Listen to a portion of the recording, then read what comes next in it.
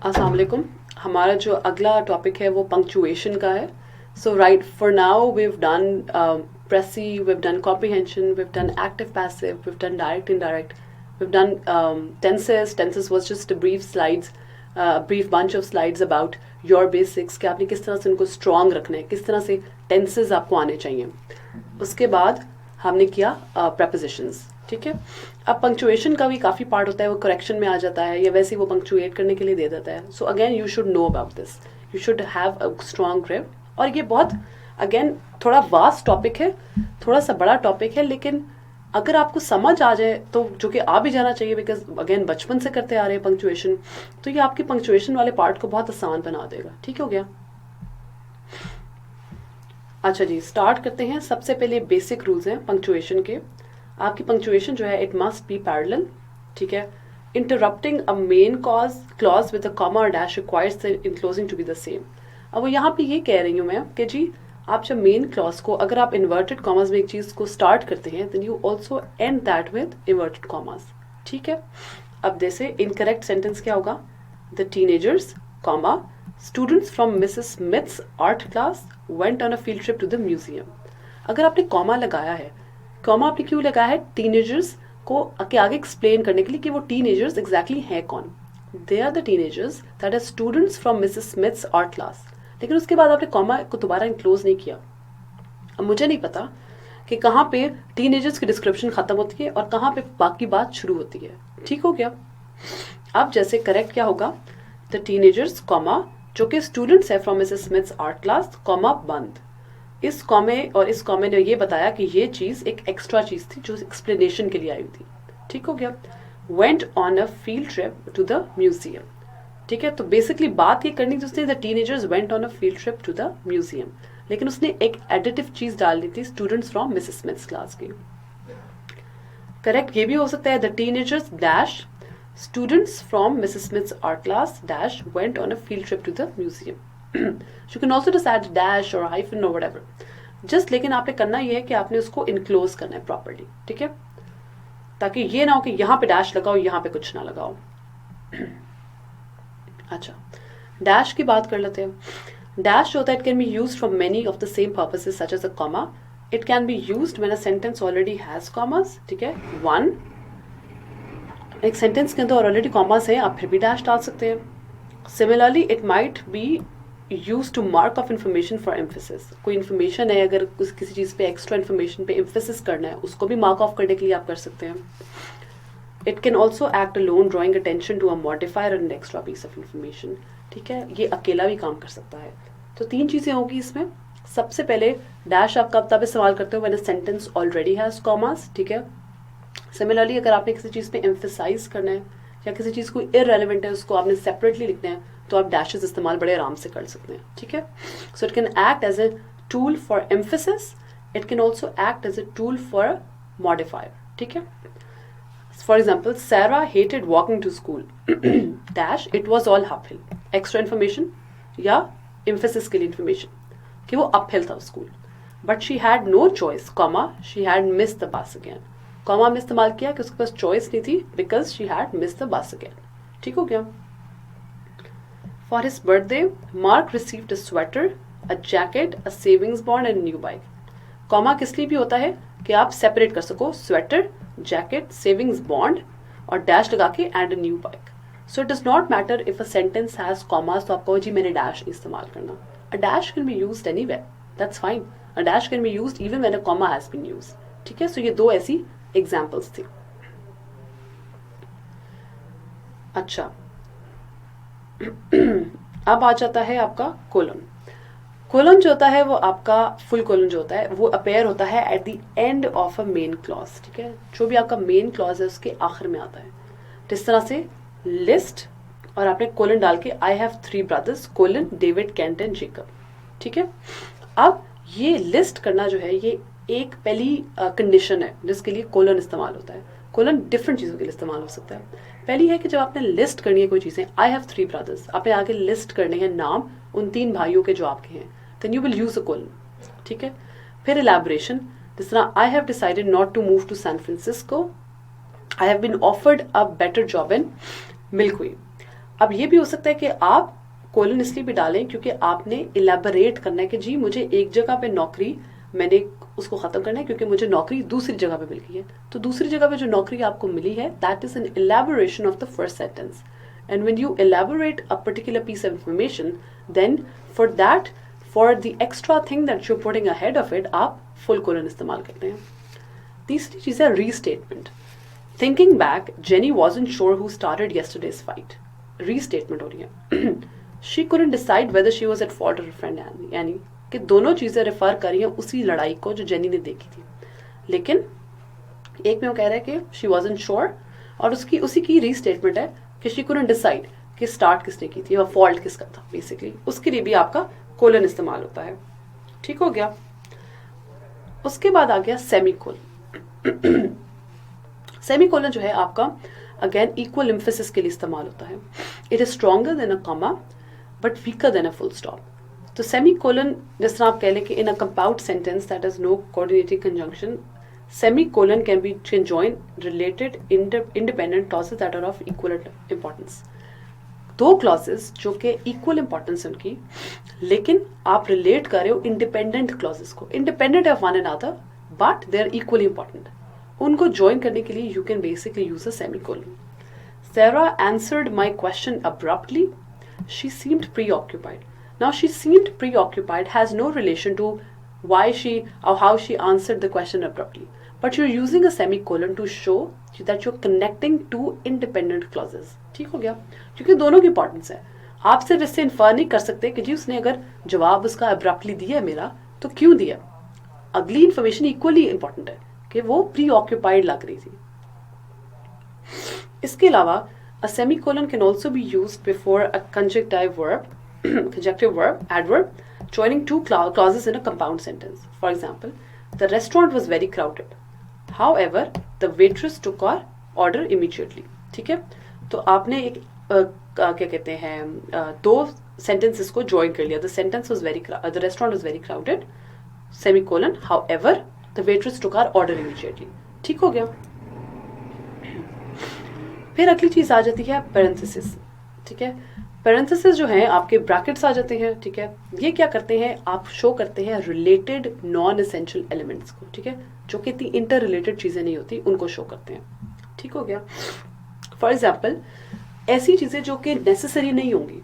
For example, I went to the market and got I don't know Italian food, और I went to the market और and brought Pakistani food, और मैं bracket से Pakistani food लिख दूँ, chicken, rice, shawarma, stuff like that, comma करके इस तरह से। सो आई जो अननेसेसरी चीज़ें हैं जो कि सेंटेंस का उससे कोई ताल्लुक नहीं है उन पर्टिकुलर आइटम्स के साथ, you put them over in a parenthesis.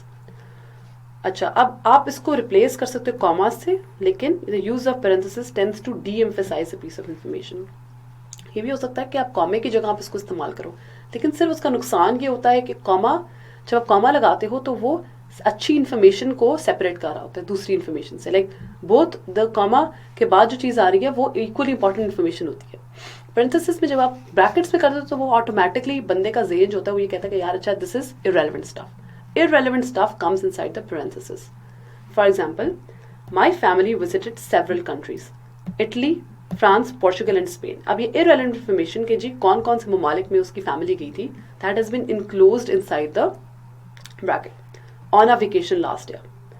If the information inside the parenthesis forms a complete sentence within the larger sentence, no punctuation is necessary. अच्छा, punctuation बिल्कुल ज़रूरी नहीं होती, आपको कॉमा लगाने की भी ज़रूरत नहीं है। अगर वो जो parenthesis के अंदर जो information है वो हिस्सा बन रही है लार्जर सेंटेंस का, parenthesis से जो बाहर स्टेटमेंट है उसका हिस्सा बन रही है, तो फिर ज़रूरत नहीं है कि आप उसके अंदर कॉमाज ऐड करें। For instance, the snow brackets में, April saw it when she passed the window, completely covered the trees. ठीक है, तो बेसिकली स्नो जो ने completely ट्रीज को कवर कर दिया था, और छोटी सी इंफॉर्मेशन है रेलेवेंट दैट अप्रैल ने देखा था उस स्नो को when she passed the window. अब इसके अंदर this is making sense in the larger context. ठीक है तो सही extra information, but it is also making sense in the larger context. तो तब आप पंक्चुएशन डालने की आपको जरूरत नहीं है। ठीक है, कॉमा आ गया। कॉमा किस लिए आता है? टू सेपरेट वर्ड और word groups in a simple series of 3 और मोर आइटम्स. हम सब ने कॉमाज इस्तेमाल किए हुए पंक्चुएशन में. It's very normal, it's very easy also. ठीक है, आप सेपरेट करते हो डिफरेंट पीसेज ऑफ इन्फॉर्मेशन को. My state goes to my father, comma my wife, comma my child, comma and brother, sorry या एंड ब्रदर. ठीक है, आप 4 लोगों को सेपरेट कर रहे हैं तभी आप कॉमा ऐड कर रहे हैं. दूसरी चीज क्या है, कॉमा क्यों इस्तेमाल होता है? To separate 2 adjectives. He is a strong healthy man. I am a good hard working woman. Good और हार्ड वर्किंग 2 एडजेक्टिव्स हैं जो औरत के लिए, वुमन के लिए इस्तेमाल हो रहे हैं. ठीक है, उन 2 एडजेक्टिव्स को आप कॉमा के साथ बड़े आराम से सेपरेट कर लेंगे. ठीक है. तीसरी चीज, to make a larger sentence. He walked all the way home and he shut the door. अब लंबा सेंटेंसेस को आपने ब्रेक कर दिया. He walked all the way home, comma and he shut the door. उसके बाद उसने डोर को शट कर दिया. ठीक है, लंबे सेंटेंसेस को.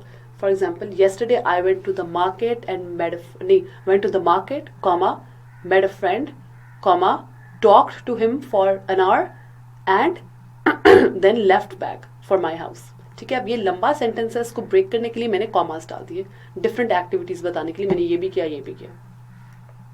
4. When starting a sentence with a dependent clause. अगर तो आप स्टार्ट ही डिपेंडेंट क्लॉज से कर रहे हो.